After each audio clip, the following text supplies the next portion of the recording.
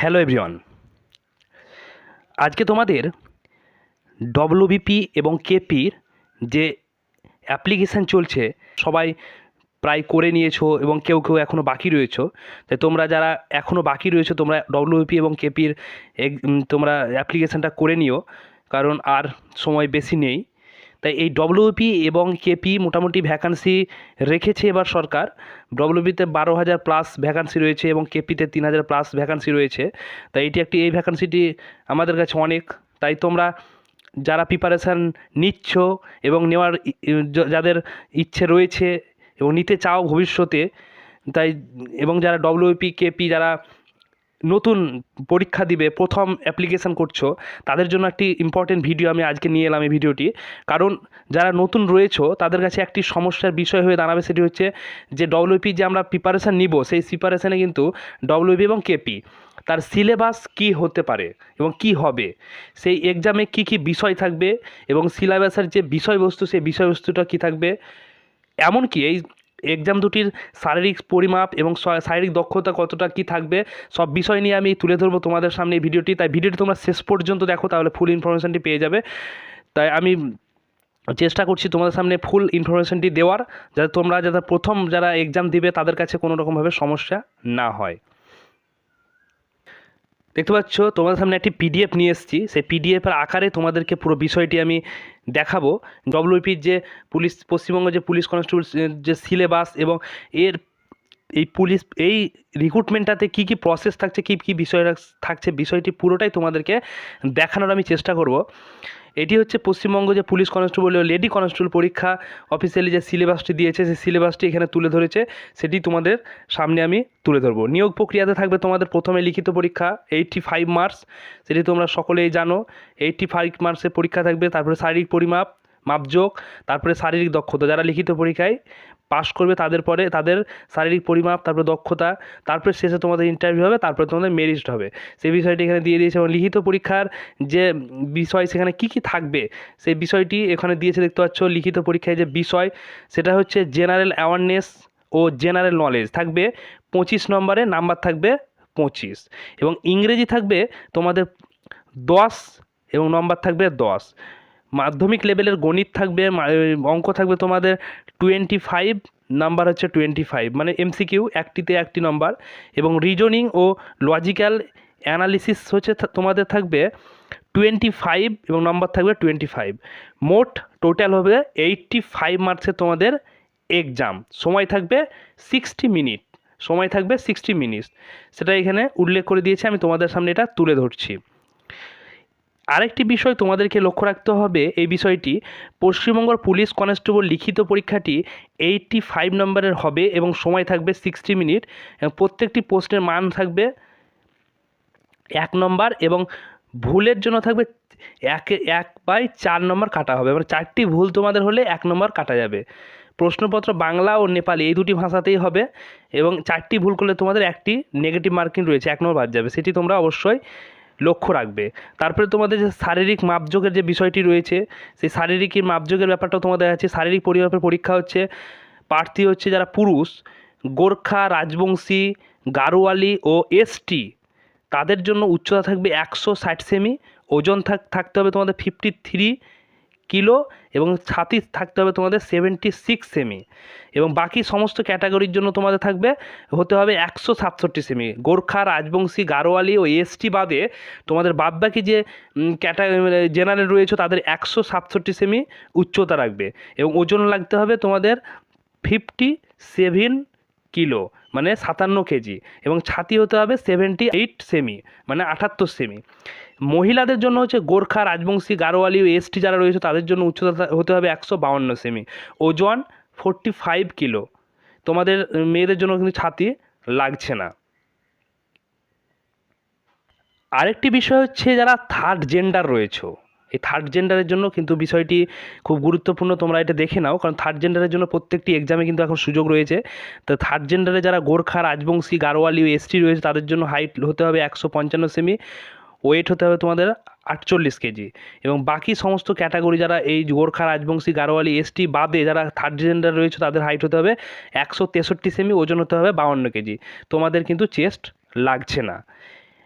এবং তোমাদের শারীরিক যে দক্ষতা রয়েছে সেই শারীরিক দক্ষতায় তোমাদের কী কী থাকবে, যারা প্রার্থী পুরুষ রয়েছে তাদের দৌড় 1600 মিটার 6 মিনিট 30 সেকেন্ডে, মানে 6.5 মিনিটই 1600 মিটার তোমাদের রান করতে হবে। মহিলা যারা রয়েছে তাদের 800 মিটার হচ্ছে 4 মিনিটে, এবং যারা থার্ড জেন্ডার রয়েছে তাদেরও 800 মিনিট, কিন্তু সময় তাদের 3 মিনিট 30 সেকেন্ড, মানে 3.5 মিনিটে। থার্ড জেন্ডারের জন্য 3.5 মিনিটে 800 মিটার, মহিলাদের জন্য 4 মিনিটে 800 মিটার। এটা তোমরা দেখে নেবে। ইন্টারভিউয়ের যে বিষয়টি সেটাও আমি আসছি। ইন্টারভিউয়ের যে প্রসেসটা, ইন্টারভিউয়ের জন্য নাম্বার বরাদ্দ থাকবে তোমাদের 15, এবং শারীরিক দক্ষতা পরীক্ষা উত্তীর্ণ সমস্ত প্রার্থীদের ইন্টারভিউর জন্য ডাকা হবে। লিখিত পরীক্ষা ও ইন্টারভিউ নম্বর যোগ করে একটি চূড়ান্ত মেধা তালিকা তোমাদের প্রকাশ করবে। ইন্টারভিউ এবং লিখিত পরীক্ষার যে একটি নাম্বার সেটাকে বিভাজন করে তোমাদের একটি চূড়ান্ত তালিকা হবে, সেটাই হবে তোমাদের মেরিট লিস্ট। এই এক্সামে তোমাদের সিলেবাসের বিষয়বস্তু, সেই বিষয়টি তোমাদেরকে অবশ্যই অবগত থাকতে হবে। কী কী সিলেবাস তোমাদের থাকছে, সেই সিলেবাসের বিষয়বস্তু হচ্ছে জেনারেল অ্যাওয়ারনেস ও জেনারেল নলেজে তোমাদের কী কী থাকছে, মানে জেনারেল অ্যাওয়ারনেস এবং জেনারেল নলেজের মধ্যে যে বিষয়গুলো তোমাদেরকে লক্ষ্য রাখতে হবে সেটি হচ্ছে কারেন্ট অ্যাফেয়ার্স, ভারতের অর্থনীতি, ভারতের ইতিহাস, ভারতের সংস্কৃতি, ভারতীয় সাহিত্য, ভারতীয় সংবিধান, সাধারণ বিজ্ঞান, খেলাধুলা, পুরস্কার, চলচ্চিত্র, কম্পিউটার। এই বিষয়গুলি তোমাদেরকে প্রত্যেকটি লক্ষ্য রাখতে হবে, এই বিষয়গুলো। এবং তোমাদের এই জেনারেল অ্যাওয়ারনেস এবং জেনারেল নলেজে এই টপিকগুলোর মধ্যে তোমাদের প্রশ্ন আসবে। কারেন্ট অ্যাফেয়ার্স, ভারতের অর্থনীতি, ভারতের ইতিহাস, ভারতের সংস্কৃতি, ভারতের সাহিত্য, সংবিধান, বিজ্ঞান, খেলাধুলা, পুরস্কার, চলচ্চিত্র, কম্পিউটার। এটা তোমরা অবশ্যই কিন্তু লক্ষ্য রাখবে। দেখতে পাচ্ছ তোমাদেরকে যে জেনারেল অ্যাওয়ারনেস এবং জেনারেল নলেজের সিলেবাসগুলো উল্লেখ করে দিলাম। এবার ইংলিশ থেকে যে তোমাদের টপিকগুলো পড়বে সেগুলো তোমরা অবশ্যই ভালোভাবে দেখে নাও।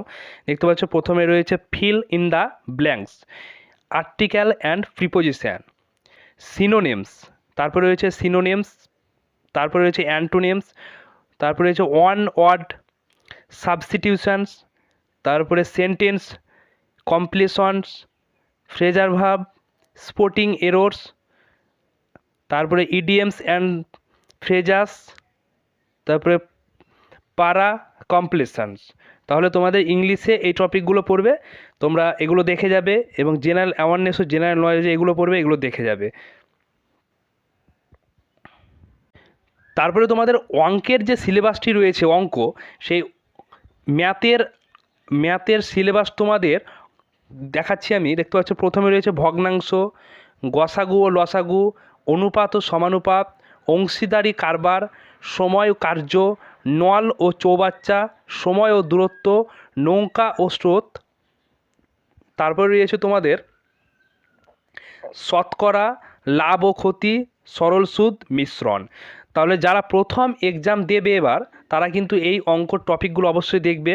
তোমাদের জেনারেল অ্যাওয়ারনেস এবং ইংলিশ, অঙ্ক প্রত্যেকটি বিষয় তোমাদেরকে দেখাচ্ছি, তাহলে তোমাদের সুবিধা হবে। তাহলে অঙ্ক তোমরা দেখে নিলে কী কী আসছে: ভগ্নাংশ, লসাগু গসাগু, অনুপাত সমানুপাত, অংশীদারি কারবার, সময় কার্য, নল চৌবাচ্চা, সময় দূরত্ব, নৌকা ও স্রোত, শতকরা, লাভ ও ক্ষতি, সরল সুদ, মিশ্রণ। এবং তোমাদের যে রিজনিং এবং লজিক্যাল অ্যানালিসিস, সেটাতে তোমাদের কী কী থাকছে দেখতে পাচ্ছ: সংখ্যা শ্রেণী, বর্ণ শ্রেণী, শ্রেণী বিভাজন, সাদৃশ্য, সাংকেতিকরণ এবং অসাংকেতিকরণ, দিক নির্ণয় এবং সংক্রান্ত সমস্যা, ভেন চিত্র। তারপরে রয়েছে তোমাদের লুপ্ত সংখ্যা নির্ণয়, ম্যাট্রিক্স কোডিং, বর্ণমালা সংক্রান্ত সমস্যা, সংখ্যা ও সময়ের ক্রমবিন্যাস, ক্রমনির্ণয়, গাণিতিক ক্রিয়া, যুক্তি অনুযায়ী শব্দের বিন্যাস, রক্তের সম্পর্ক। তারপরে রয়েছে তোমাদের আসন বিন্যাস, বিবৃতি ও অনুমান, চিত্র দল গঠন ও জ্যামিতিক চিত্র গণনা।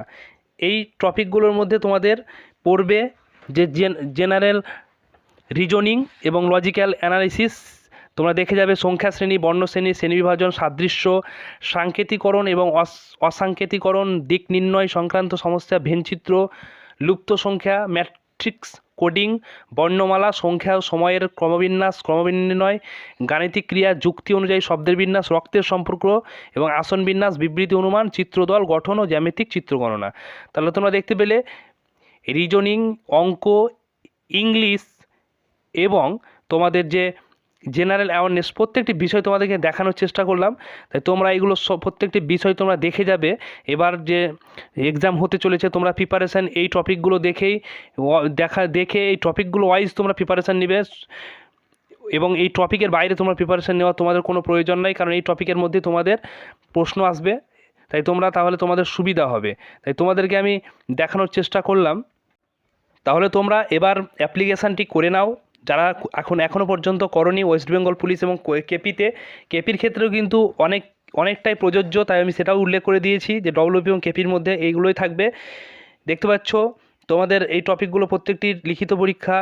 প্রথমে থাকবে তোমাদের নিয়োগ প্রক্রিয়া, যেমন লিখিত পরীক্ষা, শারীরিক পরিমাপ, শারীরিক দক্ষতা ইন্টারভিউ, তারপরে তোমাদের যে প্রার্থী বাছাইয়ের যে প্রসেসগুলো রয়েছে, তারপরে তোমাদের এক্সাম, সেই এক্সামে তোমাদের দেখতে পাচ্ছ 60 মিনিট টাইম থাকবে এবং কী কী থাকবে প্রত্যেকটি বিষয় তোমাদেরকে দেখালাম। জেনারেল অ্যাওয়ারনেস, জেনারেল নলেজ থেকে কী থাকবে, ইংরেজি থেকে কোথা থেকে পড়বে, মাধ্যমিক লেভেলের যে অঙ্ক সেখান থেকে পড়বে, রিজনিং, লজিক্যাল অ্যানালিসিস তোমাদের 85 নম্বরের মধ্যে থাকবে। তাহলে তোমরা ভিডিওটি বন্ধুদের সঙ্গেও শেয়ার করে দাও যারা ডব্লিউপি এবং কেপি হতে চাও, যারা নতুন এক্সাম দিতে চাইছে এবার এবং অ্যাপ্লিকেশান করেছো। যারা করোনি তারা অ্যাপ্লিকেশানটি করে নিও।